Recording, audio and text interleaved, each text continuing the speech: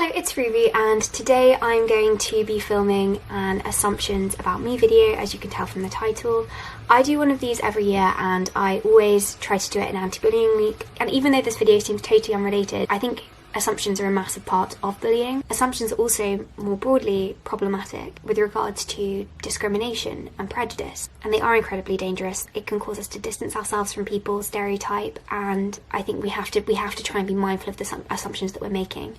Naturally, we do make assumptions without realising it. That doesn't mean we should allow ourselves to make these assumptions. We have to question those that we hold. Anyway, I'm going to answer some assumptions, and I asked on Instagram. I've just screenshotted a few, which I'm going to go through. So, number one, you're dating somebody. And no, I'm not in a relationship. And this kind of leads on to this next one of you can't date because you're afraid it will distract you from your goals. And it's genuinely just, I'm just not interested in being in a relationship. It's just not really on my periphery. It's not something I'm thinking about. So no, it's not that I'm afraid it would distract me from my goals, but potentially there is some truth in that because I have other goals, I have other things which are important to me, which are more important. I'm not seeking out a relationship because it would distract me, but rather it's just not something that I'm interested in. Blakeney is your only friend.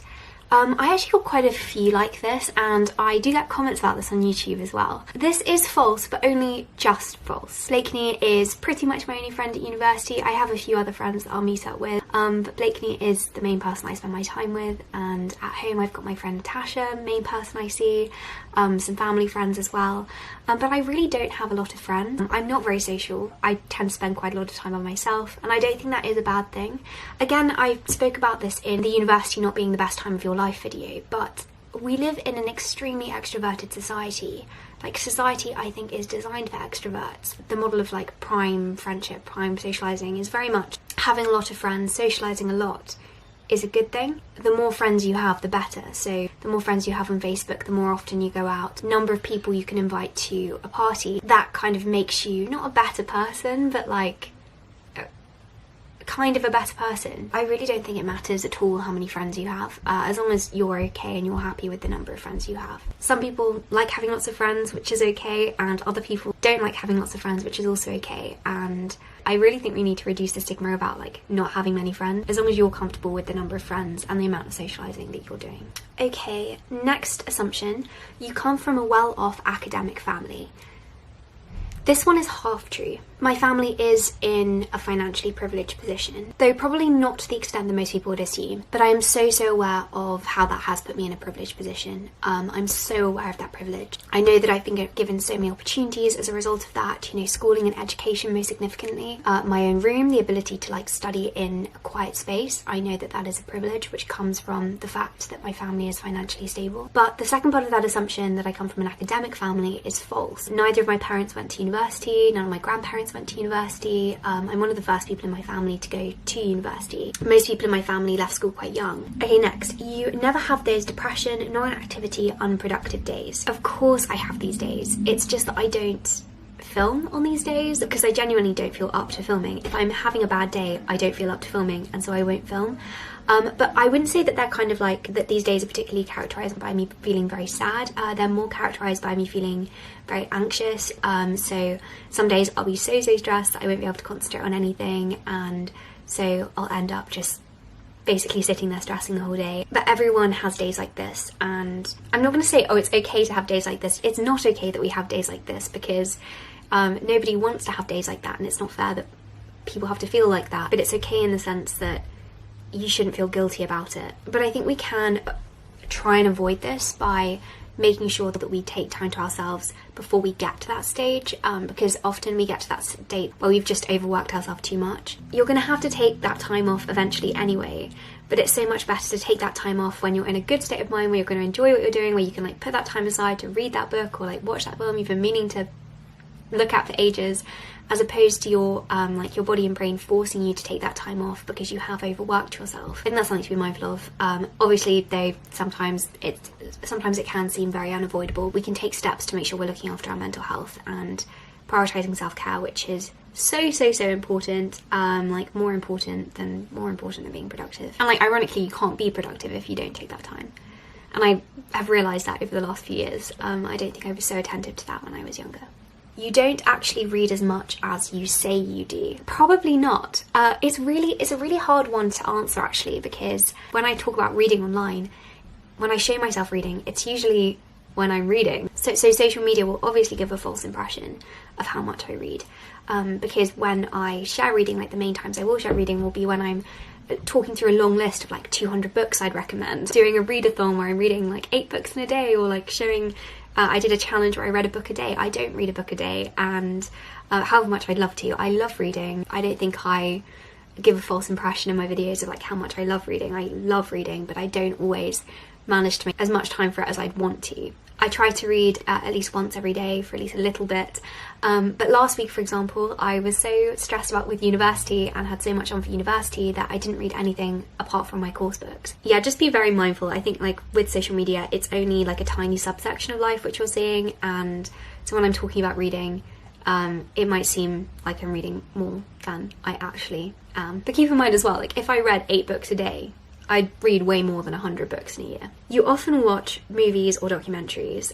No, this one is false, and I wish it were true. I really want to watch more long form content. I feel like there are so many documentaries and movies that I would want to watch, but I have a really short attention span when it comes to long form video content. I just find it really hard to like sit down and watch a whole film. I tend to go more for like YouTube videos. I watch a lot more YouTube than films. If I'm gonna watch films and documentaries, I tend to watch them over a long period of time. So I will like watch half an hour here and there over the course of a week. I just get a little bit bored halfway through. I want to do something else. Next, you just focus on aesthetics, not on actual studies. So when I film videos, I do focus more on aesthetics than I would in real life. Though actually, having said that, I think some of my study with me's are incredibly non-aesthetic. So I can see why somebody would assume that I focus more on aesthetics than studying, because in my videos I do try to make them more aesthetic. People seem to like watching the kind of slightly more aesthetically pleasing study with me's and study setups, and like that makes sense because I find it motivating too.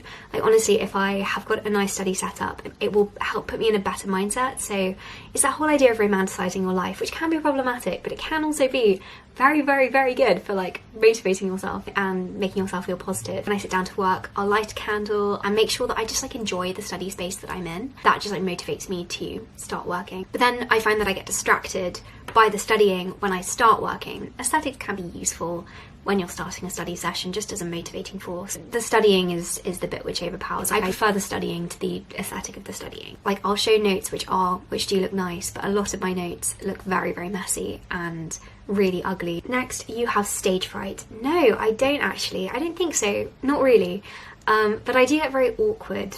Like the other day, we had a photo shoot for the yearly planner, which is coming out this month, which is really exciting. And we got some photos of me with the planner, and I was incredibly awkward. So I don't get stage fright, but I get like camera shy, which is ironic because at the moment I'm talking to a camera, but it's different when you're filming by yourself. Next, you never scroll mindlessly through social media.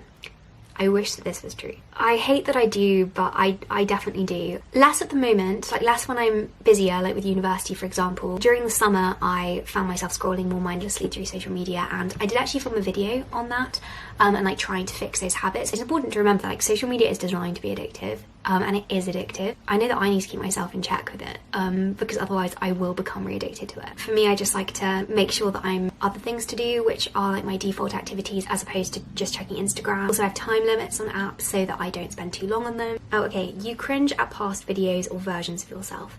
Yes, I definitely do. I never used to understand why creators made old videos private, but I've been making videos now for nearly 7 years, which is a really long time. The person that I am now is very different to the person I was when I first started uploading when I was 14.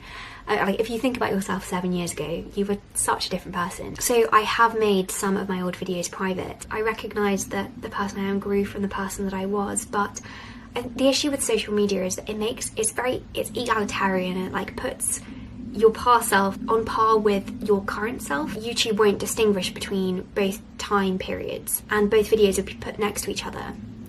I'm not sure if this is making sense. Both versions of me simultaneously exist, and they can simultaneously be accessed as though they are both the current version of myself. Whereas obviously in real life, like the 14-year-old version of myself is just in the past and has informed current me, but is not like readily available. So I feel like I'm so different from my past self that I don't want that version of me to be the one that people encounter. I have got some old videos still up, but some of the ones that I do find more embarrassing and which I don't think like lie in line with the person I am at all anymore, I have made those private. And then finally, this is just a random one, but you're a fast walker. I don't know why this popped into my head. You just have a speedy walker vibe. Yes, this is actually true. I walk really fast, but I didn't realise that I walked really fast until about a year ago, and a friend was like, Ruby, you just walk really, really fast. I didn't realise I was like walking so fast, and yeah, so I do. I think it's, okay, this actually feeds into an assumption which I haven't answered here, but I think people maybe do have of me, is that I would be on time for things and that I'm like good at being on time for things, but actually I'm really, really bad at being on time for things. Like, I'm notoriously bad. If you ask any of my friends, they'll tell you that I am always late. It's definitely one of my biggest faults. Honestly, I'm so bad. And so I think me speedy walking is probably because I know that I have to walk really fast so that I can kind of, because I'm in a rush and I know I'm going to be late if I don't speed walk. Anyway, thank you so much for watching this video. I hope you enjoyed it, and I will leave some anti-bullying resources linked down below as well if you want to access any of those. The reason that I continue to talk about bullying on my channel, even though I have left school, is because I don't think it is just a school age issue. I think it is something which continues to happen like in the workplace, in real life as adults, but it just stops being called bullying when we leave school. I think it's a much bigger problem than we kind of say it is. And also bullying can massively affect somebody. It's strange that people, especially older adults, treat it as something which just happens at school to kids. So that seems like a really unconstructive way of looking at it, because it's not a logical necessity. It's not something which has to happen. And so we should go about constructively trying to raise awareness, and we should stand up against it. But thank you so much for watching, and I hope that you have a productive week.